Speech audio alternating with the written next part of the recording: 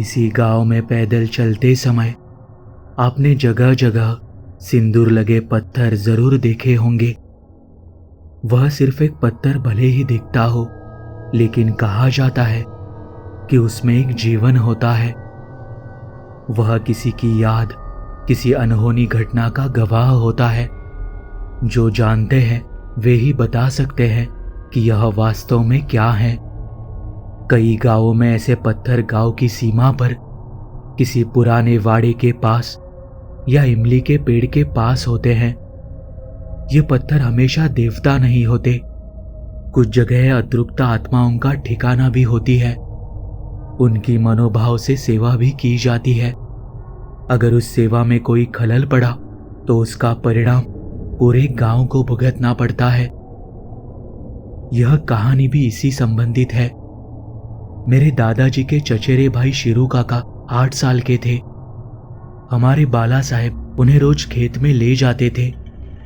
कोई भी समय हो, शिरू काका हमेशा तैयार रहते थे, क्योंकि बाला साहेब उन्हें भूत प्रेत की रहस्यमयी बातें सुनाते थे।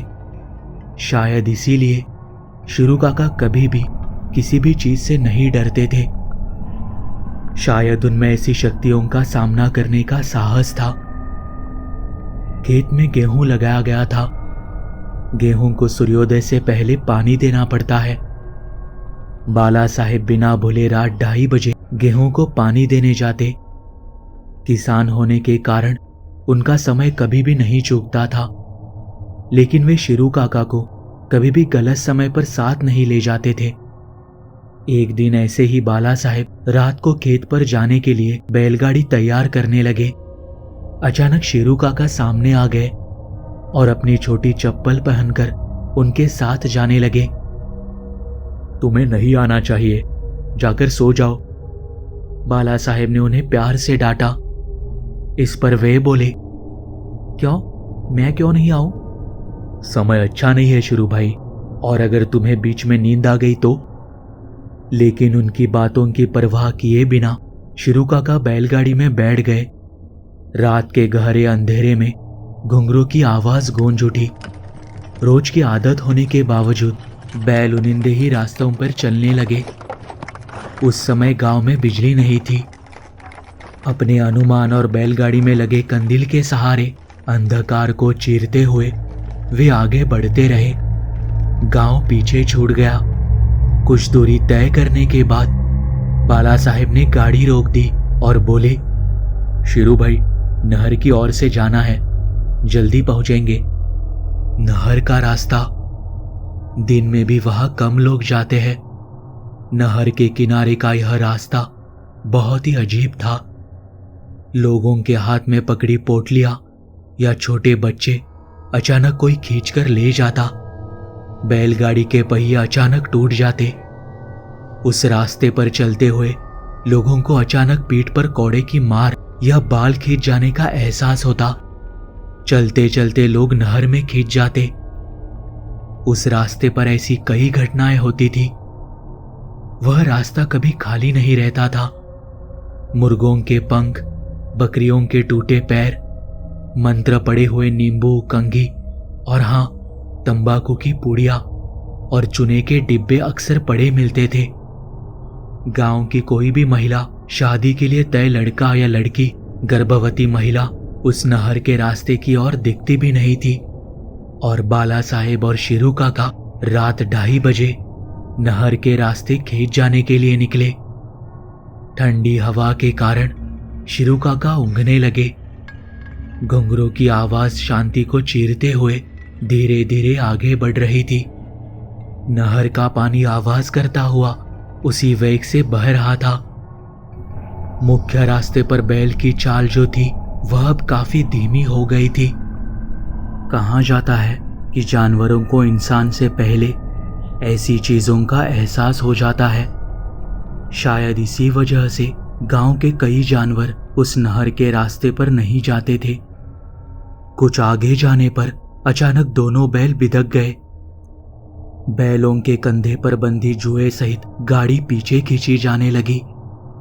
जोर के झटके से शिरू काका होश में आ गए। शिरू भाई, गाड़ी को कसकर पकड़ कर रखो, हिलना मत। ऐसा कहते हुए बाला साहेब बैल की रस्सी खींचकर उन्हें काबू में लाने की कोशिश करने लगे, लेकिन आखिर में बितके हुए बैल कहाँ सुनते हैं। उन्हें एक बात समझ में आई कि वे अपनी ताकत से गाड़ी को मोड़ना चाह रहे हैं। एक तो ठंड, उसमें नहर के पानी की ठंडक, आसपास के पेड़ों की शाखाएं जोर जोर से हिलने लगी। हवा के विपरीत वे हिल रही थी, इसलिए ऐसा लगा कि कोई अदृश्य शक्ति ऐसा कर रही है। बाला साहेब चौकन्ने हो गए। गाड़ी में रखे कंदील को हाथ में लेकर उन्होंने सामने देखा और शिरू काका को अपने पास खींच लिया और उनके हाथ बैलगाड़ी के अंदर बांध दिए। शिरू भाई, कुछ भी हो जाए, गाड़ी से नीचे बिल्कुल नहीं उतरना है। इतने में सामने से किसी के चलने की आहट आने लगी। उस आहट को सुनते ही बाला साहब की नजर उस दिशा में गई। सफेद धोती, ऊपर कंधे पर कपड़ा, दाहिने हाथ में कुछ पकड़ा हुआ था। बाला साहब को पसीना आ गया। उनके मुंह से स्वतः शब्द निकल पड़े, विड्या खवीस। 25 साल पहले गांव का एक युवक, उसे बीड़ी पीने की बहुत आदत थी, इसलिए लोगों ने उसका नाम विड्या रख दिया था। एक बार नहर में तैरते समय उसका डूबकर निधन हो गया। अकेले होने के कारण उसका सिर्फ अंतिम संस्कार किया गया, लेकिन बाकी की विधि रह गई थी। गरुड़ पुराण के अनुसार मनुष्य की आत्मा 10 दिन तक इस मृत्युलोक से नहीं जा सकती। वह इसी मृत्युलोक में अटकी रहती है। वह 10वें दिन तक प्रेतात्मा की योनि में रहती है और उसके बाद उसे मोक्ष मार्ग या उसके कर्मों के अनुसार सजा मिलती है। विड्या के मामले में भी यही हुआ था। बाला साहब ने उसे तुरंत पहचान लिया। गांव के अन्य लोगों ने भी उसे नहर के रास्ते पर देखा था। छोटे शिरू काका चादर में छिपे हुए थे। बाला साहब ने उनकी आंखों पर पूरी चादर डाल ली। विड्या पास आ रहा था। जैसे जैसे वह बैलगाड़ी के सामने आता गया, उसका आकार बढ़ता गया। अब वह करीब 9 फुट का हो गया था। चुना दो। अत्यंत डरावनी आवाज में वह बोला। कंदील की रोशनी में विड्या पूरी तरह से स्पष्ट दिख रहा था। लाल लाल आंखें, पूरी काली सूरत, मैले कपड़े और आधे जले हुए चेहरे पर बहुत ही क्रूर भाव। उसके शरीर पर जले और किसी के वार के निशान थे। मैं तंबाकू नहीं खाता, कांपते हुए बाला साहेब बोले। शिरू काका को अब समझ में आ गया था कि क्या चल रहा है। चादर में हो रही हलचल पर विड्या की नजर पड़ी। तो लड़के को दे दो मुझे। विड्या बोला। वह छोटा है और कुछ मांग, देता हूं मैं। बाला साहब ने गंभीर स्वर में कहा। आज जो कुछ भी होगा वह मेरा होगा। शिरू भाई को कोई भी नुकसान होने नहीं दूंगा। विड्या गाड़ी की चारों ओर चक्कर लगाने लगा। चादर में छिपे शिरू काका पर उसकी पूरी नजर थी। बैल जोर जोर से खूर मार रहे थे, लेकिन हिल भी नहीं पा रहे थे। घूमते घूमते विड्या गाड़ी के दाहिने कोने पर आया। कुश्ती लड़ मेरे साथ।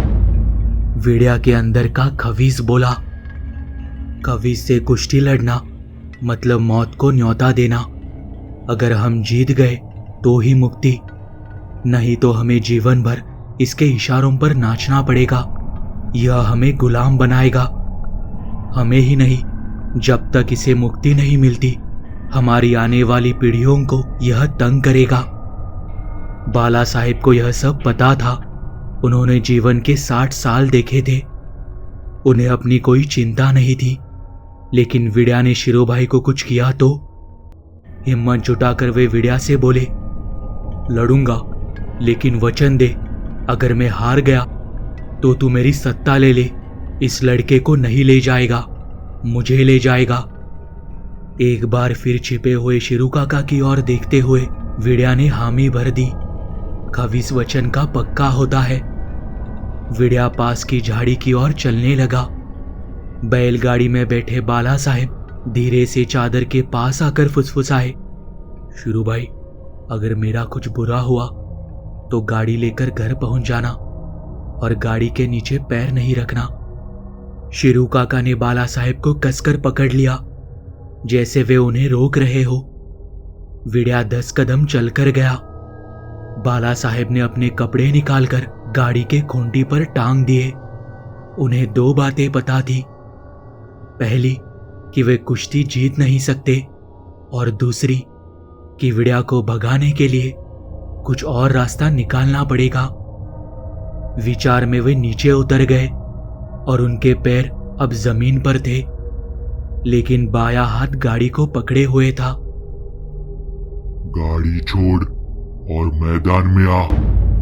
उस डरावनी आवाज ने उन्हें होश में ला दिया। अब तक 3 बज चुके थे। वे गाड़ी को स्पर्श करते हुए आगे बढ़े और बोले, तू आ गया।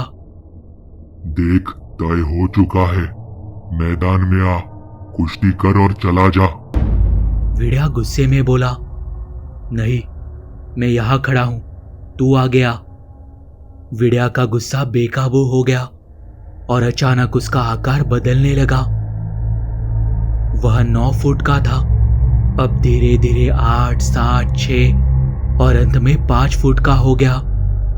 उसकी आंखें और भी लाल हो गई। शिरू काका यह सब चादर में छिपकर देख रहे थे। खवीस का एक गणित होता है, उसका एक विशिष्ट समय होता है। ब्रह्म मुहूर्त के 2 घंटे पहले, यानी मध्यरात्रि 12 से 3 बजे तक, उस समय वह आकार बदल सकता है, किसी भी प्राणी का रूप ले सकता है, पांव से पेड़ या दीवार चढ़ सकता है, लेकिन वह खवीस कभी किसी की जान नहीं ले सकता, क्योंकि वह प्रेत योनि में होता है। उसका कोई उद्देश्य नहीं होता, उसे सिर्फ लोगों को तंग करना होता है और उसमें उसी को खुशी मिलती है। वह जिसे जीतता है उससे जीवन भर अपने इशारों पर नचाता है, और जो खवीस से जीतता है उसकी 3 इच्छाएं खवीस पूरी करता है। ऐसा सुना गया है, लेकिन वास्तव में ऐसा कोई नहीं है जिसने इसका प्रमाण दिया हो। सुबह 3 बजे के बाद देवयक्ष और गंधर्व स्नान के लिए बहते पानी के स्रोत के पास आते हैं। नदी, नहर, कुएं जैसी जगहों पर सुबह 3 बजे के बाद सूक्ष्म रूप में देवता का वास होता है। जिस तरफ विड्या ने बाला साहेब को बुलाया था वह नहर के विपरीत तरफ था, और ब्रह्म मुहूर्त में सिर्फ 15 मिनट बचे थे। विड्या और बाला साहेब के पास बहुत कम समय था, और एक कारण यह भी था कि राक्षस का राजा नरकासुर भी सुबह ब्रह्म मुहूर्त पर श्री विष्णु के हाथों मारा गया था। ब्रह्म मुहूर्त में राम प्रहर शुरू होता है। भूत, प्रेत, पिशाच का डर और प्रभाव केवल मध्यरात्रि 12 से 3 बजे तक सबसे ज्यादा होता है।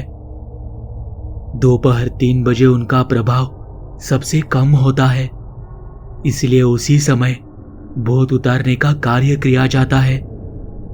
बाला साहब को यह सब पता था। गाड़ी खींचते हुए वे नहर के किनारे पहुंचे।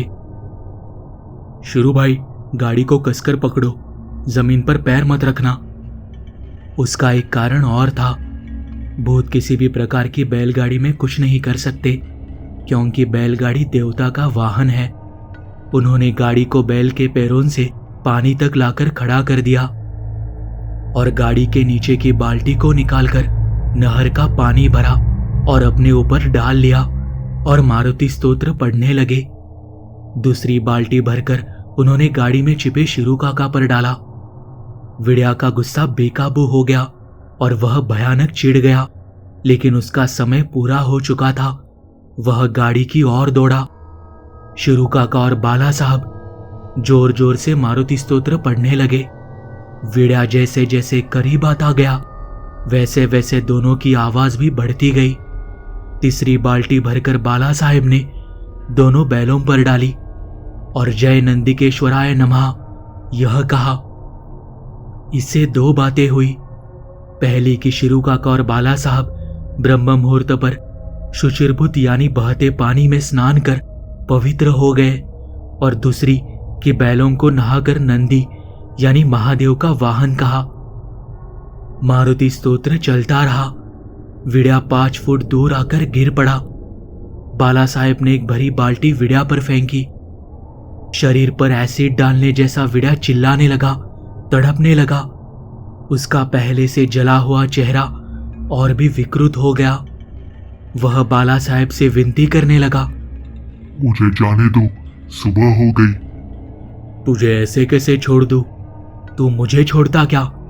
बाला साहब ने उससे पूछा। जाने दो मुझे, अब नहीं आऊंगा किसी के रास्ते में। न रहकर बाला साहिब ने उससे पूछा, हमेशा जाने के लिए क्या लेगा? विड्या बोला, मुझे बांध दो। बाला साहिब को समझ में आया कि क्या करना है। ठीक है, आज ही तुझे बांधते हैं, लेकिन फिर बाहर मत आना, आया तो देख लेना। विनती कर विड्या बोला, नहीं आऊंगा, वचन देता हूं। सुबह हो गई और पास के दत्त मंदिर में घंटी बज उठी। विड्या का प्रभाव खत्म हुआ और वह जमीन में ही गायब हो गया। शिरू काका यह सब देख रहे थे। बाला साहेब ने अपनी गाड़ी फिर से नहर के बाहर निकाली और घर के रास्ते पर चल दिए। सुबह गांव में एक सभा हुई। 4 राजमिस्त्री तैयार हुए। एक बड़े पत्थर पर सिंदूर लगाया गया और विड्या को हमेशा के लिए नहर के किनारे बांध दिया गया। आज भी जब नहर में पहली बारिश का पानी आता है तो नहाने का पहला हक विड्या का होता है। उसके साथ तंबाकू की पुड़िया और चुना भी रखा जाता है। लेकिन जैसे ही नहर का पानी सूखता है, नहर का रास्ता बंद कर दिया जाता है।